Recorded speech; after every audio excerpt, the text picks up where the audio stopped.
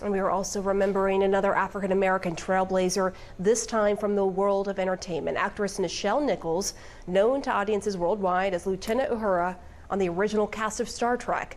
Longtime castmate and Enterprise crewmate George Takei tweeted this image, saying, "We lived long and prospered together." Nichols was 89. CNN's Jason Carroll has more on her impact.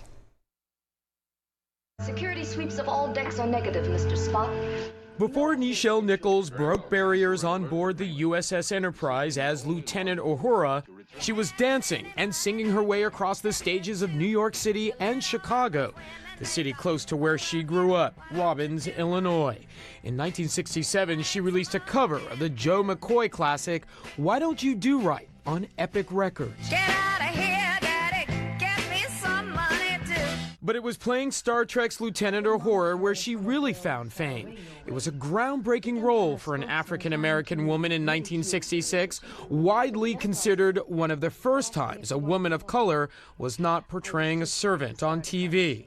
Uhura was the chief communications officer and fourth in command on board the Enterprise. I didn't find out that it was fourth in command till the second season. Nobody told me. Nichols actually thought about leaving after the first season.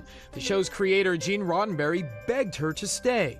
But it was an influential fan that finally convinced her, Martin Luther King. He said, "You can't." Oh. Don't you know who you are? To our movement, to everyone you are there in the 23rd century. You've created a role that has such dignity and everything. It's powerful. You cannot leave. Another landmark for the show during the turbulent 60s, the first scripted interracial kiss on national television in 1968. We had heard rumors that the southern stations, some southern stations might cut it down. It changed television forever, and it also changed the way people looked at one another. If two of their favorite actors can battle through it and come through it on top, why can't everybody?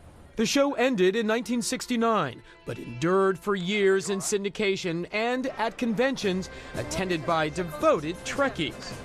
In 1994, Nichols published her autobiography, Beyond Uhura, Star Trek, and Other Memories.